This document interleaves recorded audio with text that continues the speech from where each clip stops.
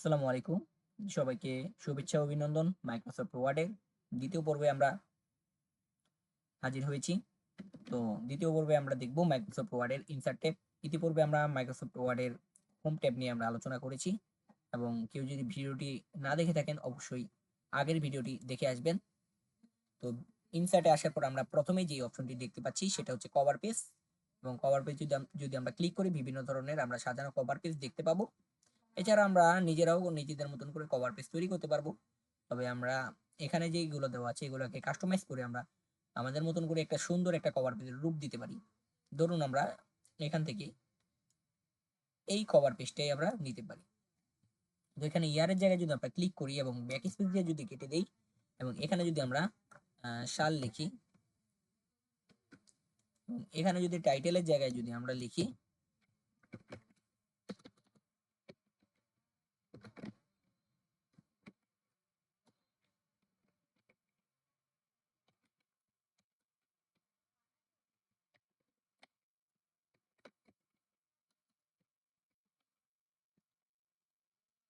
এবং আমরা কিন্তু লেখাগুলোকে চেঞ্জ করে ফেললাম এবং শেপের মধ্যে যদি আমরা ক্লিক করি দেখবেন অটোমেটিক ভাবে ফরম্যাট নামে একটি অপশন চালু হয় এবং এখানে গিয়ে ক্লিক করে শেপ ফিলে গিয়ে কিন্তু আমরা শেপটির কালার আমরা চেঞ্জ করতে পারি।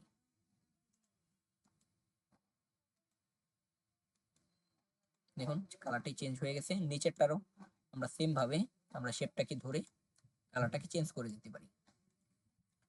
এইভাবে আমরা যে কোনো একটা কভার পেজ সাজাতে পারি। এখন আমরা একটি খালি পেজ নিতে পারি। কিভাবে? ধরুন এই পেজ থেকে আমরা যদি এখানে ইনসার্টে গিয়ে যদি একটা ব্ল্যাঙ্ক পেজে ক্লিক করি, দেখেন খালি পেজ নিয়ে নিয়েছি একটা। তো এটা হচ্ছে ব্ল্যাঙ্ক পেজের কাজ, অর্থাৎ ব্ল্যাঙ্ক অর্থ খালি, অর্থাৎ খালি পেজ নেওয়ার ক্ষেত্রে আমরা ব্ল্যাঙ্ক পেজ ইউজ করতে পারি। পেজ ব্রেক দিলে আমরা আরেক পেজ নিচে চলে যেতে পারি। এটাই হচ্ছে পেজ ব্রেকের সুবিধা, অনেকটা ব্ল্যাঙ্ক পেজের মতন। এখন ইনসার্টে আরেকটি গুরুত্বপূর্ণ যে বিষয় হচ্ছে আমাদের টেবিল। তো টেবিলে ক্লিক করার পর আমরা যদি নিচের দিকে টান দেই, দেখুন আমি মাউসটা ড্র্যাগ করে টানছি, দেখুন নিচের দিকে ঘর হচ্ছে এবং আমরা যদি পাশে টান দেই আমাদের পাশেও ঘর হচ্ছে।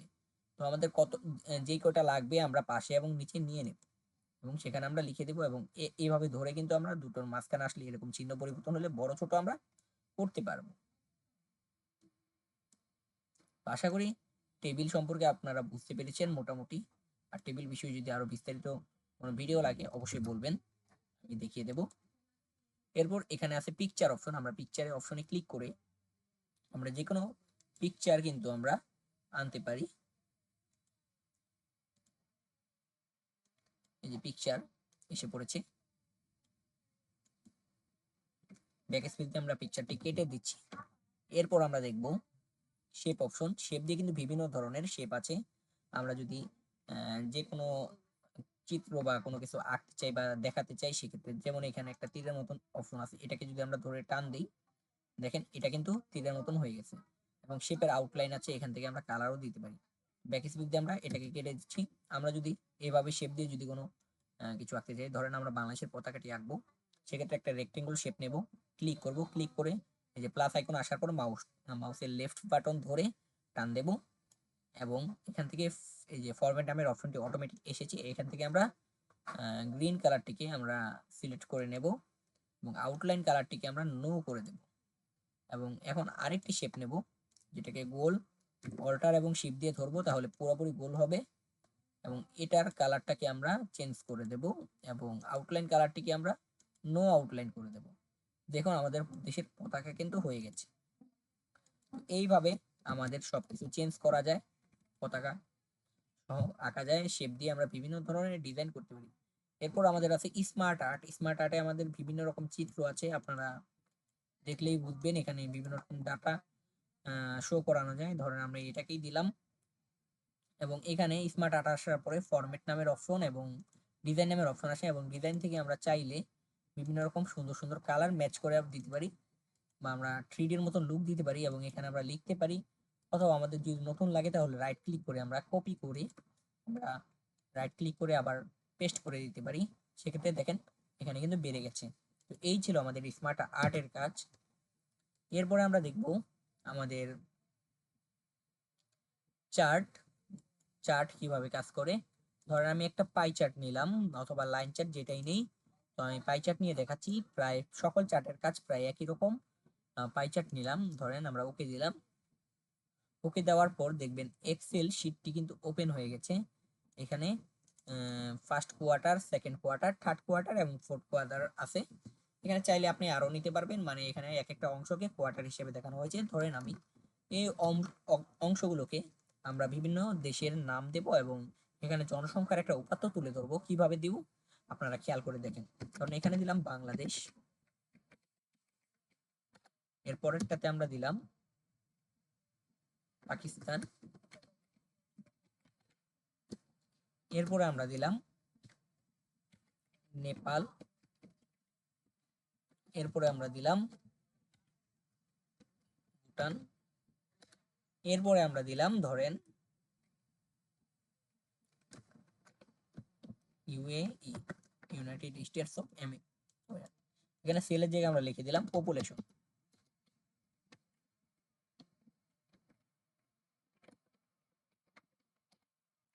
আর এখানে আমরা লিখলাম ধরেন বাংলাদেশের জনসংখ্যা 18 কোটি, তো 18 দিলাম। এখানে ধরেন পাকিস্তানের জনসংখ্যা 21 কোটি, 21 দিলাম, এন্টার দিলাম। এরপরে নিচের লাইনে এসে নেপালের জনসংখ্যা দিলাম ধরেন 7 কোটি এবং ভুটানের জনসংখ্যা দিলাম ধরেন 4 কোটি এবং আনুমানিক দিচ্ছি, আবার কেউ মনে করেন না যে আমরা উল্টাপাল্টা দিচ্ছি, আসলে আনুমানিক বোঝানোর স্বার্থেই ধরেন এখানে দিলাম 3। তো দেখুন, এরপর আমরা এটাকে কেটে দিলাম এবং দেখুন এখানে কিন্তু আমাদের চার্ট হয়ে গেছে এবং কালার অনুযায়ী দেখাচ্ছে যে কোনটা কোন দেশের এবং কতটুকু। এখানে বিভিন্ন রকম অপশন আছে, এই যে ফরম্যাটে এখান থেকে কালার আপনারা চেঞ্জও করে দেখতে পারবেন। তো দেখুন এখানে বিভিন্ন রকম লুক আপনারা কিন্তু দিতে পারবেন, দেখতে পাচ্ছেন। তো আশা করি এই বিষয়টি আপনারা বুঝতে পেরেছেন। এরপর ব্যাক স্পেস দিয়ে কেটে দিলাম।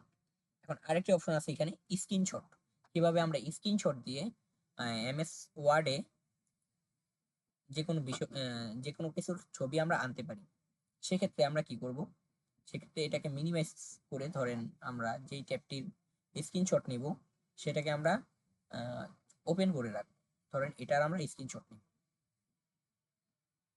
ঠিক আমরা মিনিমাইজ করলাম।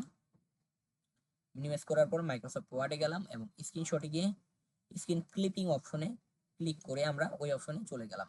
এরপর ব্লার হওয়ার পরে এই প্লাস আইকন আসার পর আমরা টেনে ধরবো। ধরেন আমি এইটুকু নিব, তো আমি এইটুকু নিলাম এবং নেওয়ার পরে আমরা স্ক্রিনশটটি কিন্তু হয়ে গেছে,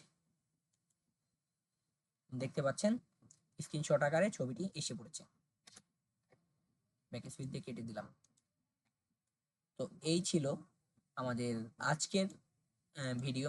পরবর্তী ভিডিওতে আমরা বাকি টুলসগুলো নিয়ে আলোচনা করব।